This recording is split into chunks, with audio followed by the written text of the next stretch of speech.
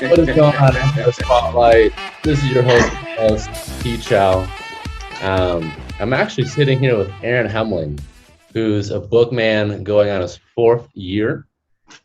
He's actually running an organization for the first time himself at UNM, and he's really just enjoying, learning to full time with the company.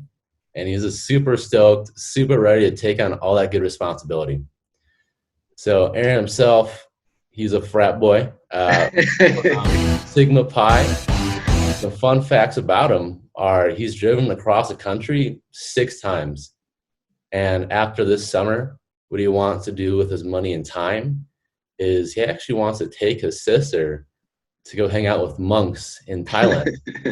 So Aaron, I think that's awesome. I think that's interesting. Why don't we start off with that? Tell me about the monk thing. Okay.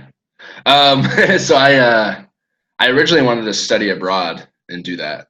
And I talked with Christian DeBay, and he goes, it doesn't really sound like you want to study abroad at all. It sounds like you kind of just want to travel. And I'm like, yeah, you're right. And so that's been a big goal of mine is after the summer is to take some time to travel the world a little bit. East Asia is a big place that I want to go.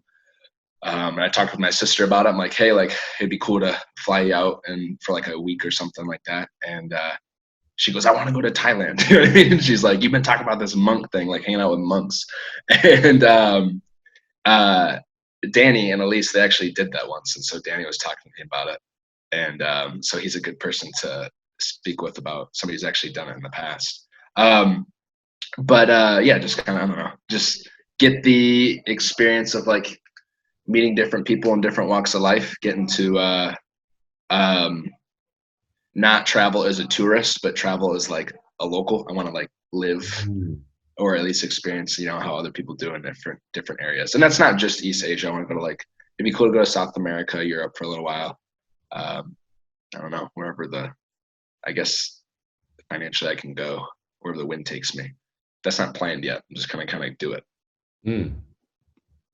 But I love it, Aaron. Cool. So to start off with the questions, I'm wondering myself, and I'm sure a lot of the first years and other student leaders are wondering, how did you hear about this crazy job in the first place? Okay. So I was recruited by one of my fraternity brothers, Cash Garty. And I kind of have a funny story about it. He was I was sitting in like our student union and at Central Michigan, which is where I went to college, and Cash kind of walked up to me. I didn't know him very well at the time. He's a little older than me. And he like kind of looks over my shoulder. He's like, hey, like, what are you doing there working on? I was like coincidentally like working on my resume. And it was terrible. I had a really, really bad resume and I have it still saved. And he looked at it and he goes, wow, that's crap. He goes, that's really bad. And it was funny. I remember this and I tell him the story all the time. And so he goes, yeah, I mean, you should meet with, my student manager. I met with this guy, Nate Strahl. And so Nate, I did the interview process like everybody does. And probably about the second day, I had learned enough to where I was at a point in college where I had been involved with a lot of things. And I had done, it was my first year in college, like a university. And so I was involved with a lot of things. So I was now surrounded by all these people, but I wasn't really where I wanted to be as far as like emotionally and just kind of like I was underwhelmed with like my college experience at the time, which is like taking it with a grain of salt because I was involved with so much stuff. But it's like now that I'm around all these people, it's like I don't know how to talk to them, And so I viewed this my first summer as a way for me to get from point A to point B. So this little bridge appeared all of a sudden, and I'm like, well, I'm here, and I want to be there. And it just, I don't know, it just appeared at a time when I was really looking for something like this. And so I kind of knew, like, after a couple days of talking with Nate and Cash, that it was an opportunity that I wanted to do. And yeah, that's my story. So, hey man, it sounds like you had a need and then somebody filled it for you, right? It sounds like I had a need and somebody filled it for me. Yeah, exactly. So I'm learning this is what this job is all about. It's about serving others and just helping out. Hmm. But since you're going on your fourth summer, you're definitely racking up some experience in the company, and you're going to be OLing for the first time this year. So, how do you feel about that? Give me your thoughts, give me your feelings, give me all of it. Um, yeah, I just excited, I guess, to have new responsibilities. You know what I mean? I was able to like AOL with Ben Bressler last summer or for him last summer, and each summer that I've done this, I've gotten more responsibilities, and I've continued to seek that. It's like um, continue to seek, yeah, more chances to just grow as a person, and so it's definitely been out of my comfort zone. Every aspect of it has been out of my comfort zone, and that's what I love about it. It's like that's what's been so exciting is um, in the beginning going into it with that mentality of like I am excited to continuously do things that I've never done before. And then once it got to a point where I had done everything for like the not everything, but done a lot of things for the first time, we had like COVID-19, and now I'm like, oh, I get new opportunities to do things for the first time, and that's what this whole semester has been about for me. Is just kind of like a growth experience uh, to get yeah, just expand that comfort zone because the more I've done it, the more I've been comfortable getting uncomfortable. That's Mm. really all it is when it comes down to. And I think there's a lesson in a story there for the first year, right? What? I think there's a lesson in a story in your story for the first years. And what I'm trying to get at is the first years listening out there, this job is out of the box. It's going to get you out of your comfort zone. Hmm. But if you want that growth, you got to do it anyways.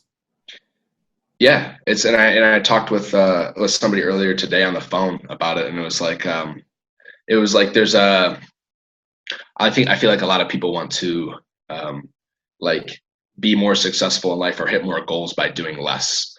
Um, it's just I think a common mentality, and it's not really how it works. I think you know what I mean. And I don't know where that comes from. Whether it be some people maybe say social media or whatever, but it's like that's just the difficult task of doing the things to get you there.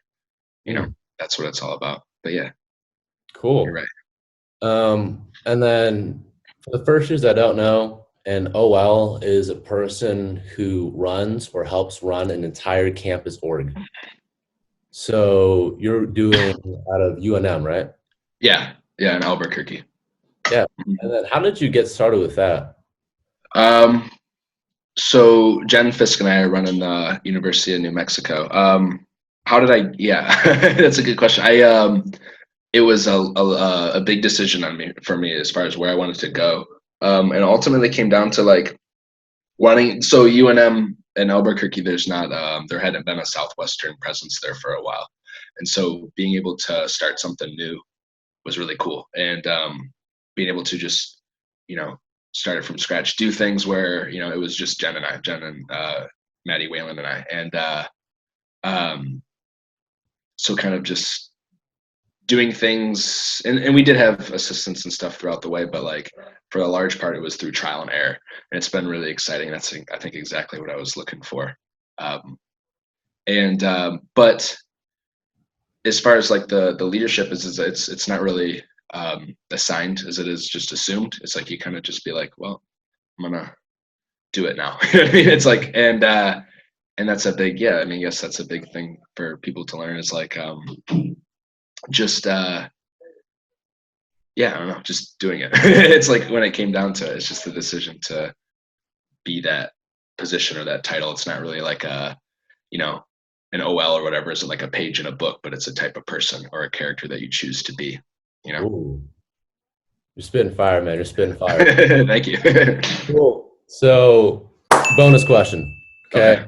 So, Aaron Helmling, alternate universe, right? Where we have superpowers. I've thought of Okay. this already. And Yeah, go ahead. some giant tentacle monster is like marching its way to our Oh. company headquarters in Nashville. Just wanted to destroy it, right? Um, so, who would be three trusty book kids you would pick to fight off that monster? My three trusty. Yeah, three Okay. book kids you know that would have your back and that would fight with you to the death. Whew, That's a good question. Who would I trust to fight to the death with me? That's a great question. I think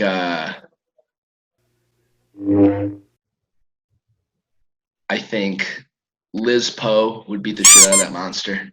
I think I'm gonna have to bleep that one out. what? I'm gonna have to bleep that one out.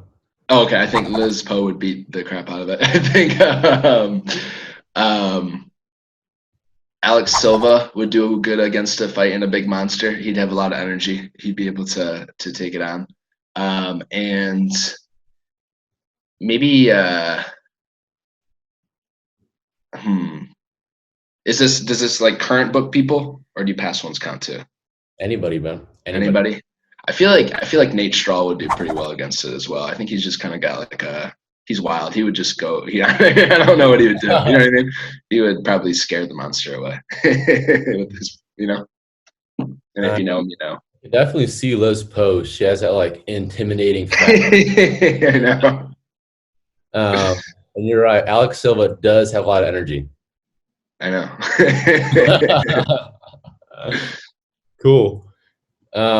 And I think one big misconception that rookies have is that sales is some like complex job and there's always like ins and outs, which there are, but at the end of the day, with anything, with any sport, job or whatever, it says how good you are at those fundamentals, right? Hours, demos, attitude. So if you could pick one piece of advice that you would give to any first year, and you could only give us one piece of advice, what would that be? I would say going into the summer with an expectancy of just doing something new. It's like doing something like as much as you can be prepared, it's like the summer's designed to be an obstacle and it's designed to be uncomfortable. And so kind of going in with that initial mentality of like, this is going to be new and kind of enjoy the ride. It's like have a attitude of gratitude and be thankful for everything that you can be thrown at you.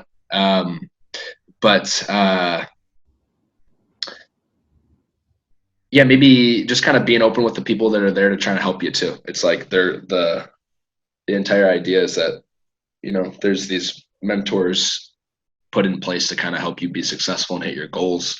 And so just, acknowledging that it's like,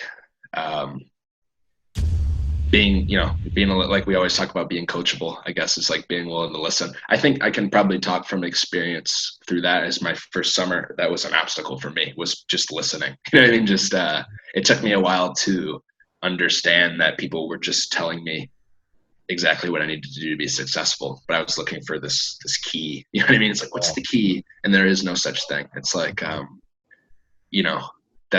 they're there to just give you the tools and the utensils to hit your goals. And so if you choose to apply to use them, or if you choose to apply them and whatnot, that would be my biggest piece of advice for someone their first summer.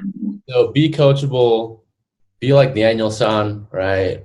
Southwestern Advantage is Mr. Miyagi, okay? Yeah. Tell you to wax on and wax off, then you wax on and wax off.